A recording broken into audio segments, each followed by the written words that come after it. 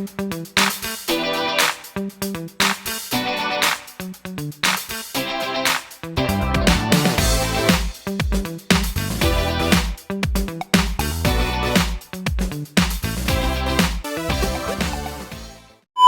everyone! Good morning! Isang magandang at pinagpapalang araw po sa inyong lahat. So, since December na guys, isi-share ko sa inyo ang compilation ng aking mga DIY project sa aking bahay. Kung paano ako magde-decorate ng aking bahay, kung paano gagawin ko upang mapaganda itong aking bahay na hindi lahat bibilihin at hindi lahat mahal.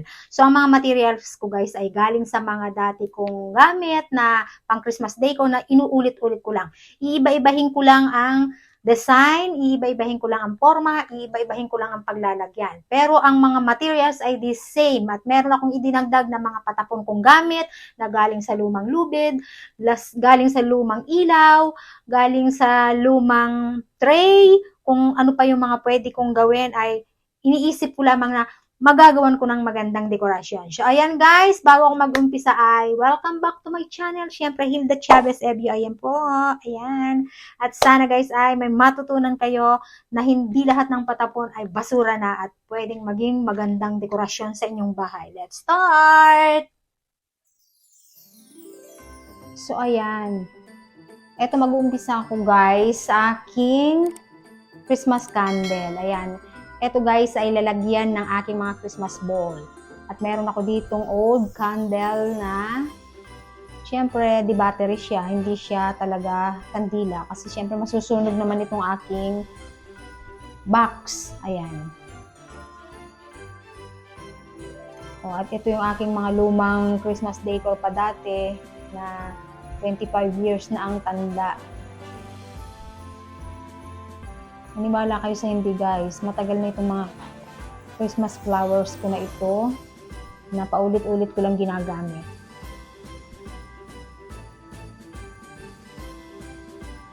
So ayan, lalagyan ko lang dito ng konting pandikit para dumikit yung aking Christmas flower. So ayan, ganyan lang.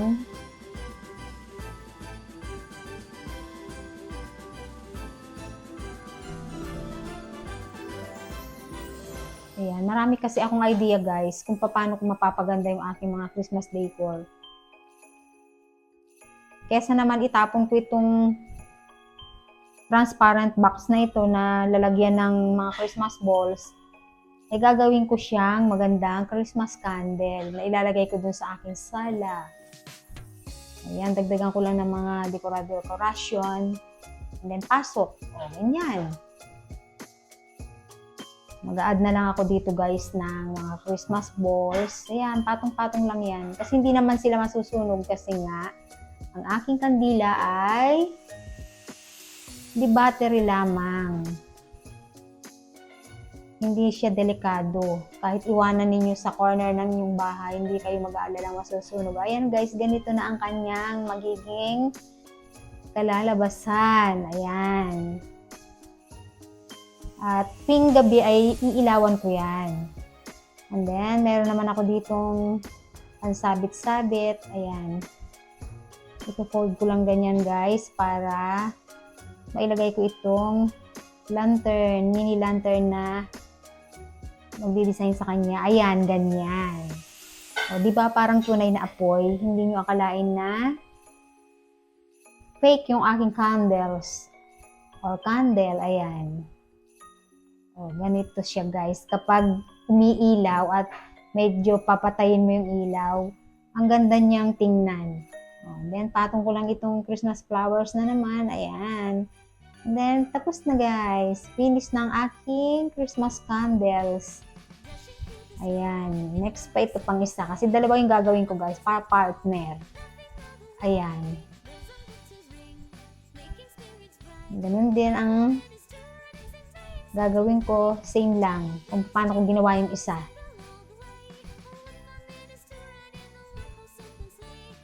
O, diba? Ganyan lang naman guys, kasi para kapag magliligpitan na ng mga dekorasyon, madali lang iligpit. Dahil wala nang masyadong tali or ginamit na kung anong pako-pako or masyadong mga pandikit na sobra-sobra. Ito guys ay wala nang masyadong dikit-dikit. Ayan. O, ganito lang, o. Then, lalagay ko lang din dito sa loob, o. O, ayan, ganyan. O, diba? Parang binili na rin, pero galing lang sa scrap yung aking mga gamit at paulit-ulit. O, din. Ganyan din lang. Ayan, lagyan ko lang din ng ganito. Ayan.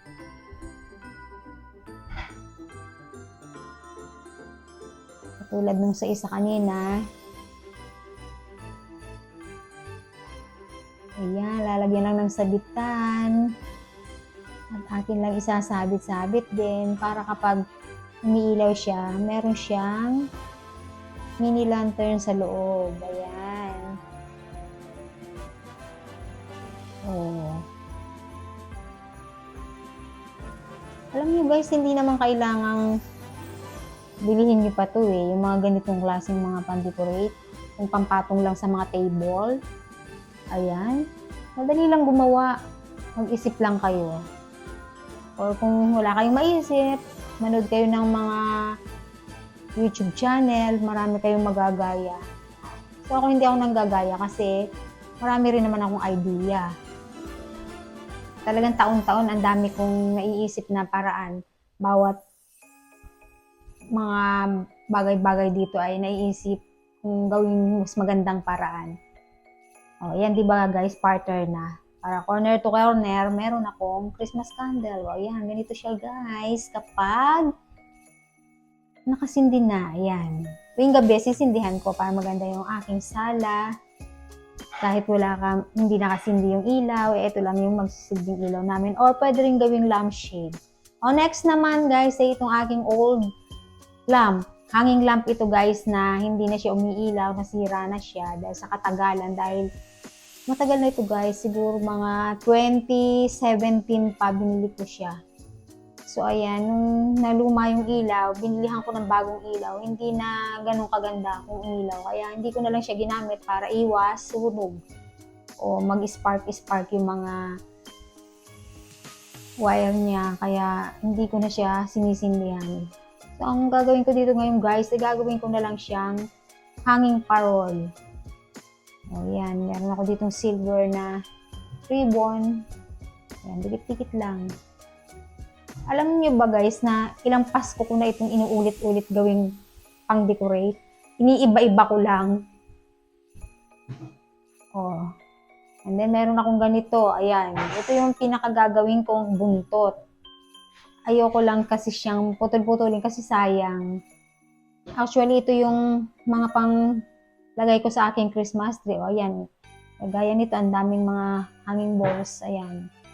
O, ilalagay ko lang sa ilalim niya para maging buntot ng aking hanging parol from old hanging lamp.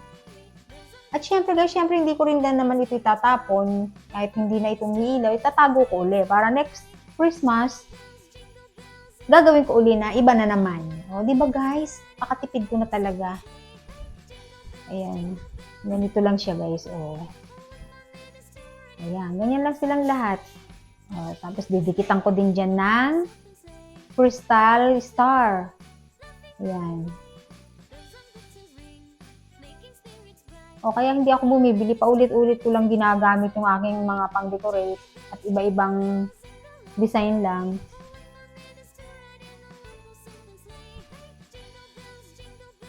O, ayan na guys. Gawa ng aking hanging parol. Ayan. O, diba? O, parang binili na rin siya.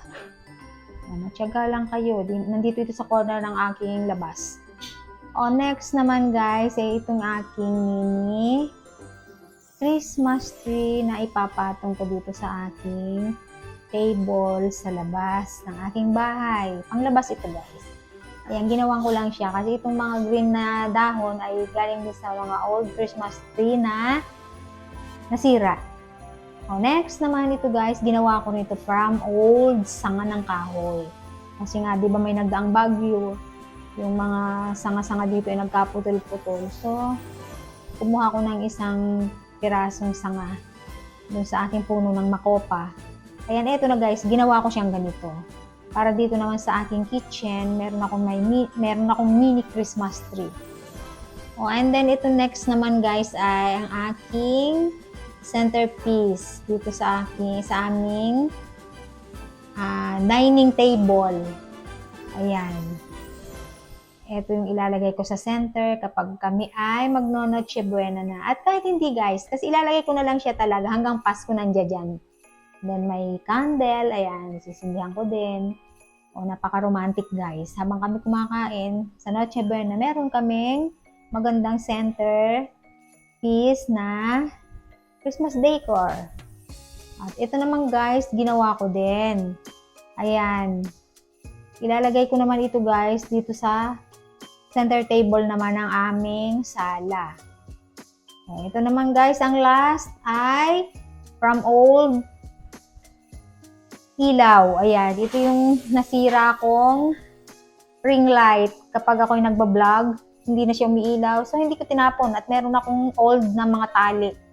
Ayan, paulit-ulit lang tong tali guys. Pag natapos ang Christmas, iro-roll ko lang ulit ito, itatago ko at gagamitin ko na naman sa mga susunod na mga DIY ko. O ayan, dikit-dikit lang dito. Para siyempre hindi ako gagawa ng bilog kasi mahirap din gumawa ng bilog galing sa alambre. Eto, bilog na talaga siya. Kaya,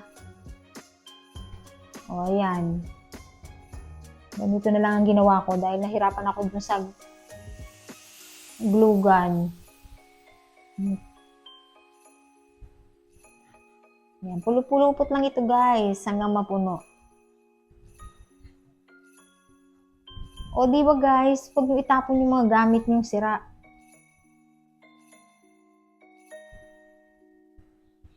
Kung pwedeng magamit sa ibang bagay, gamitin nyo yan.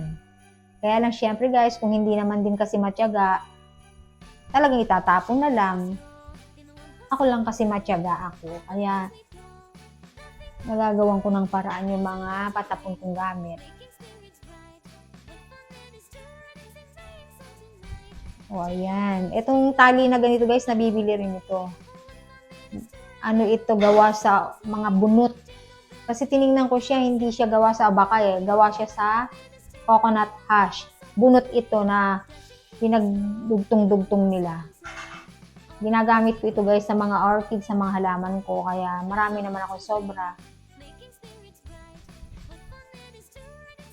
Napaka-native guys. So, tingnan nyo. Bilog na bilog siya. O, di ba? Hindi siya tabi-tabing eh. Kasi talagang bilog talaga yung aking bilog. Ayan. O, di ba? Ganyan lang. Lalagyan ko lang ito ng mga decoration na balls. Mga Christmas ball. O, di ba guys? Kapag wala kayong lugan ha, pwede yan ganyan. Kandila lang gagamitin nyo dyan. Tapos didikit na yan.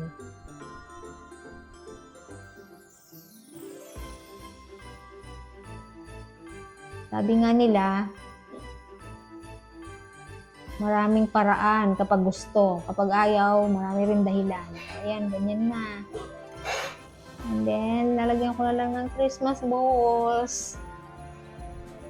At pinakita ko lang sa inyo, nagaling sa ring light ang aking bilog. At ayun na siya guys, nakasabit na. O, diba? Ayun siya sa center. Yan, unicorate ko lang, nilagyan ko ng design. O, diba? Ganyan na yung aking harapan ng bahay. And so, ayan na nga guys, na-share ko sa inyo ang compilation ng aking DIY project sa aking mga Christmas decor. At isa itong itinayo kong aking Christmas tree, simpleng Christmas tree na dati ko pang Christmas tree, inuulit-ulit lamang. Dahil this year ang motif namin ay silver and gold. Ayan, kaya mas maraming kulay ng silver and gold sa aking mga ginawang decoration at kung meron mang nakahalong kulay ay konti lamang naman. So ayan, thank you very much guys sa inyong panunood at sana ay may dumating sa inyong maraming biyaya ngayong Pasko. Ayan, sa lahat ng aking pong mga bagong subscribers na nagkasusubscribe lamang ay thank you very much. Maraming salamat. At sa lahat po ng aking followers, sa mga nag-views, nagko-comment, walang hanggang pasasalamat pong aking ibabalik sa inyo. Hindi ko man kayo kilala ay thank you very much guys. Sana po ay pagpalain kayo ng sobra-sobra ng ating Panginoon. Ayan. At advance Merry Christmas guys. Till my next video. Ayan. Bye.